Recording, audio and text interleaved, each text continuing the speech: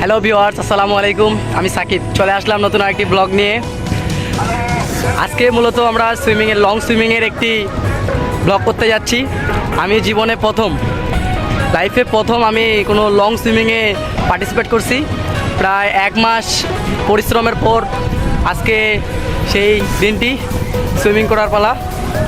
তো আমি মেঘনা 5 কিলোমিটার সুইমিংয়ের জন্য প্রস্তুত। তো চলুন। আমরা ভোর 5টার সময় ঢাকা থেকে মেঘনা নদীর উদ্দেশ্যে রওনা দিই। আমরা একটি লেগুনায় করে গুলিস্তানে যাই বাস নেওয়ার উদ্দেশ্যে। হ্যালো ভিউয়ার্স, আমরা মোগরাপাড়ার উদ্দেশ্যে এখন বাস নিব। বাসের জন্য অপেক্ষা করতেছি। তো কিছুক্ষণের মধ্যে আমাদের বাস চলে আসবে। তারপর আমরা 120 টাকা দিয়ে একটি টিকিট ক্রয় করে বাসের ভিতরে প্রবেশ করি। 5:40-এ আমাদের বাস এখান থেকে ছেড়ে দেয়।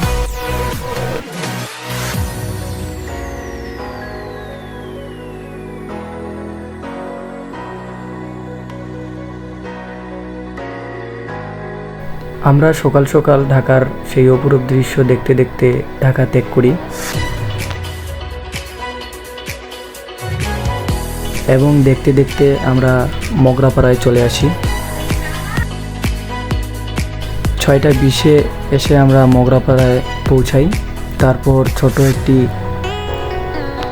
সিএনজি নিয়ে আনন্দবাজারের উদ্দেশ্যে রওনা দিই। তারপর আমরা আনন্দবাজারে নাস্তা টাস্তা করে সুইমিং পয়েন্টে যাই।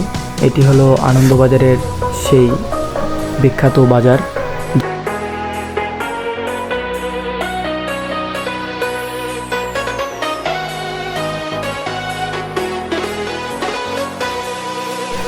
এই হলো আমাদের সুইমিং পয়েন্ট। এখান থেকেই সুইমিং শুরু হবে।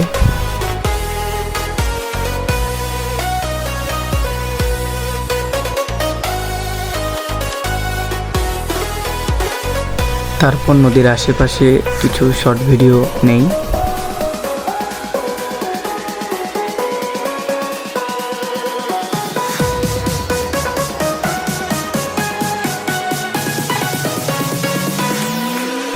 এক এক করে সবাই আসতে থাকে এবং আমরা পরিচয় হতে থাকি।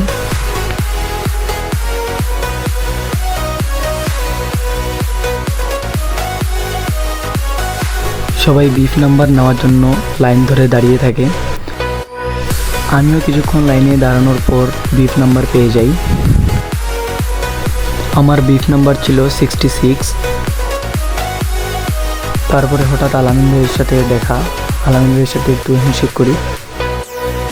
আলামিন আকিব ভাই একজন অনেক ভালো মানুষ, যার কারণে আমার এই সুইমিংয়ে আসা।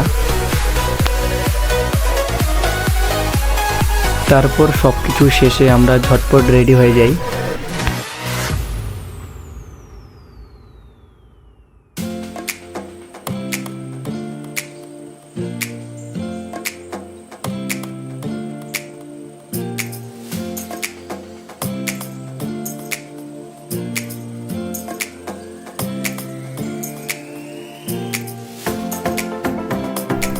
তারপর আমি ওয়ার্ম আপের উদ্দেশ্যে চলে যাই।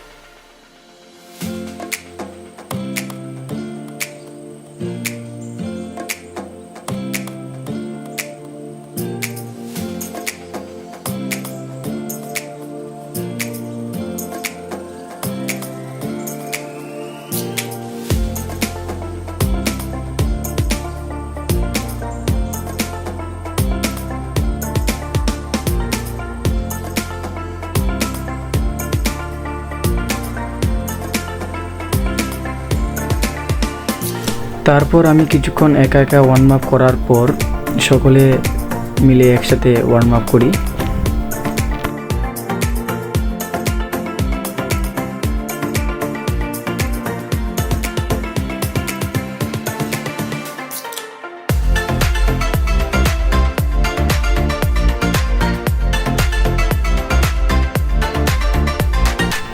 তারপর আমরা ওয়ার্ম আপ শেষে সুইমিং স্টার্টের পজিশন নিয়ে নিই এবং কিছুক্ষণ এখানে ছবি তোলার পর আমরা আমাদের সুইমিং শুরু করি।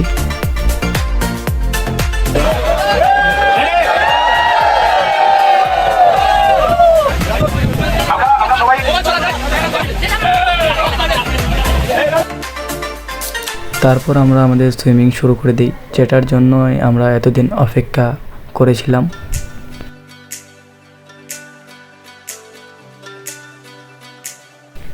আস্তে আস্তে সব সুইমার পানিতে নামতে থাকে।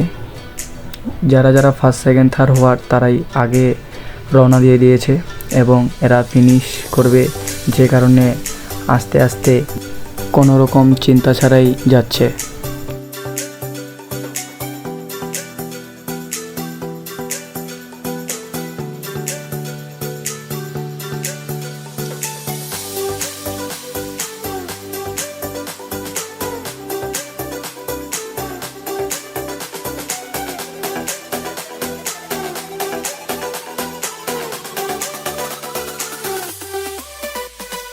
সুইমিং শুরুর আগে সবাই অনেক হ্যাপি ছিল, কিন্তু সময়ের সাথে সাথে সবাই একটু ক্লান্ত হয়ে পড়ে।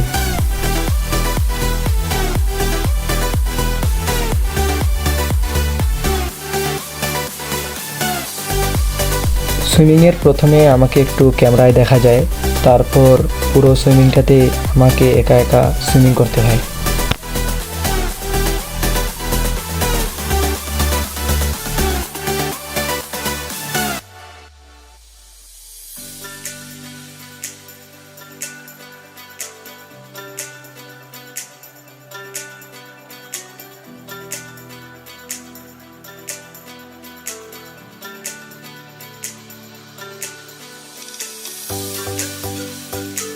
সময় যতই যায় নদীর অবস্থা ততই খারাপ হয়।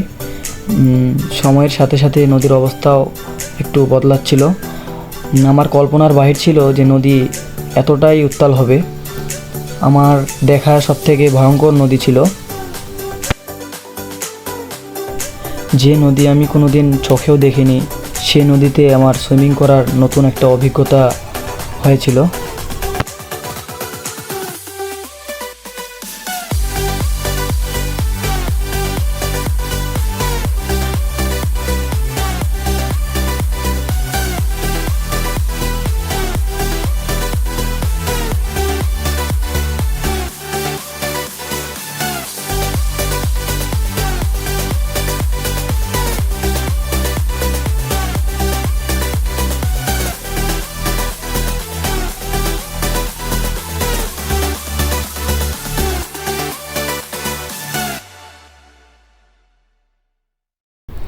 সময়ের সাথে সাথে কিছু সুইমার নৌকায় উঠে পড়ে, কারণ নদীতে প্রচণ্ড ঢেউ থাকার কারণে তাদের কষ্ট হচ্ছিল, যে কারণে তারা ফিনিশ করতে পারেনি।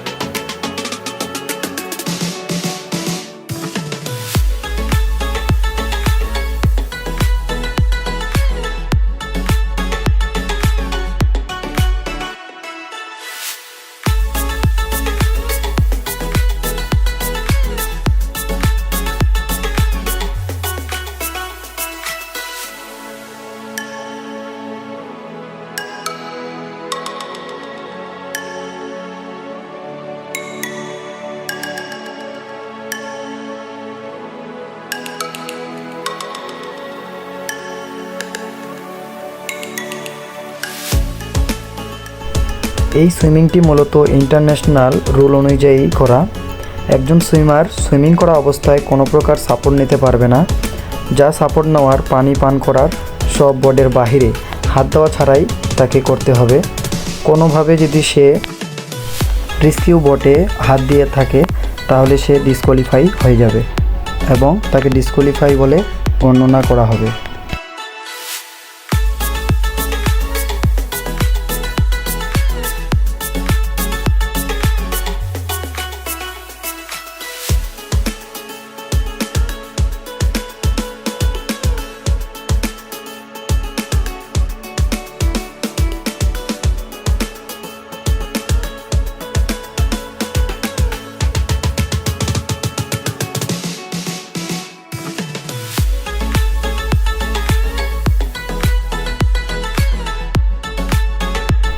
এখানে নিশ্চয়ই নদীর অবস্থাটা বুঝতে পারতেছেন, নদী কী অবস্থায় ছিল এবং কী অবস্থায় আছে। এই ঢেউয়ের কারণে আমাদের সুইমিং করাটা অনেক কষ্টকর হয়ে গিয়েছিল, যে কারণে অনেক সুইমার ফিনিশ করতেও পারেনি।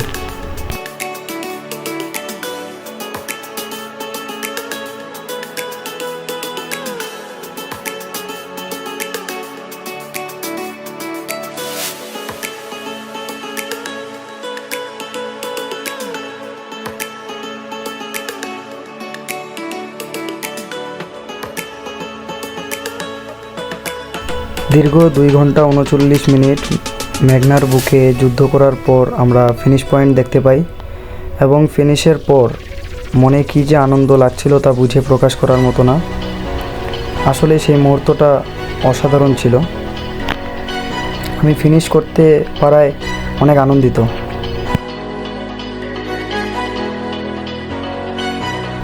সকল সুইমারদের জন্য ছোট একটি লাঞ্চের ব্যবস্থা করেছিল তারা।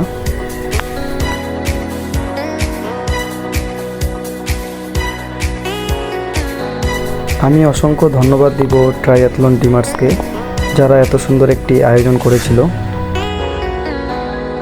সব কিছু শেষে সকলেরই হাতে মেডেল আর সার্টিফিকেট দিয়ে দেয়।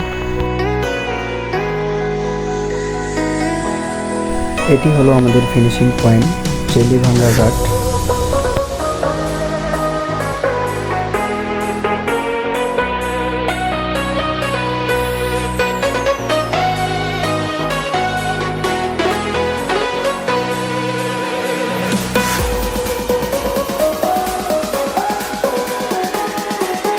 আমাদের এই সুইমিংয়ে পুলিশ, ফায়ার সার্ভিস সহ আরও অনেকেই উপস্থিত ছিল।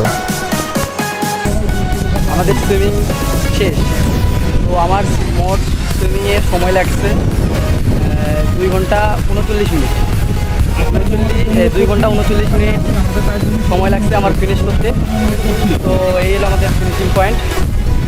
তো আমরা সুইমিং শেষে মেডেল কালেক্ট করি, সার্টিফিকেট কালেক্ট করি, তারপরে নাস্তা করার পর আমরা এখন এই জায়গাটি চেক করব। তো আজকের ব্লগটি এই পর্যন্তই ছিল।